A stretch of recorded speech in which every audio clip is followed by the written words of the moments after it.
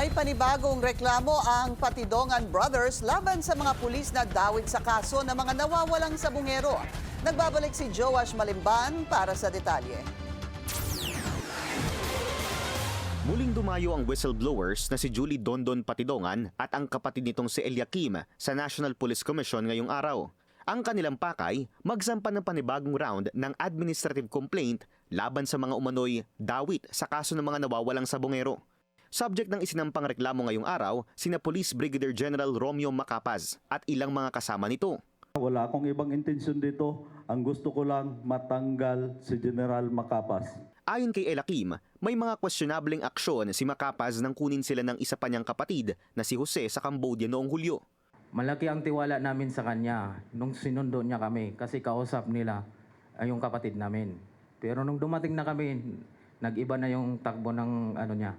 Ayon kay Dondon, sa naging meeting nila kasama ang DOJ, usapan na kukunin ng kanyang mga kapatid sa isang designated location. Pero tila nag-iba na raw ang ihip ng hangin nang magkita na si Macapaz at ang Patidongan Brothers. Nag-iba yung takbo ng niya sa amin at saka pinaaresto na nila kami sa NAIA. Kinuha nila yung cellphone namin ni Jose at saka nung binalik na nila, wala ng SIM card, wala ng memory card. May mga mahalagang ebidensya doon na makukuha. Una nang nagsalita si Macapaz sa Billionaire News Channel.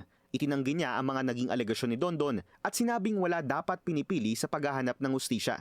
Matatanda ang una ng sinabi ni Justice Secretary Boying Remulla na may pinatanggal siyang direktor ng CIDG dahil may ginawa raw na hindi niya nagustuhan. At kailangan daw na mapagkakatiwalaan ang lahat ng namumuno sa investigasyon. Una na ring lumutang ang impormasyon na mismong hepe raw ng CIDG ang nagpapapirma sa mga pamilya ng bagong affidavits na si Dondon ang idinidiin na mastermind. Gusto niya po kasing baliktarin yung kaso ng ituro niya ng mastermind, si Mr. Dondon Patidongan, which is hindi naman po.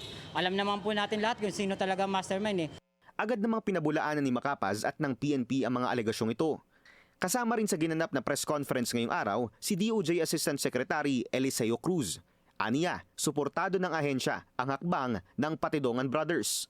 We all expect that all those involved in the investigation of this case their actions will be aligned with the DOJ direction.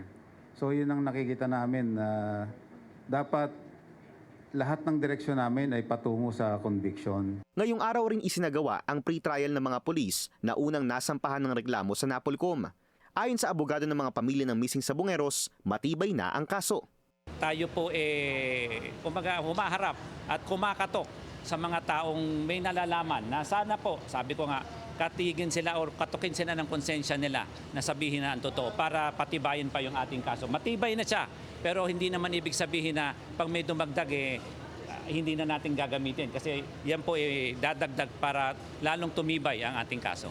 Ani Napolcom Commissioner Rafael Calinisan, hindi pa niya nababasa ang buong reklamo pero siniguradong bubusisiin ito ng komisyon.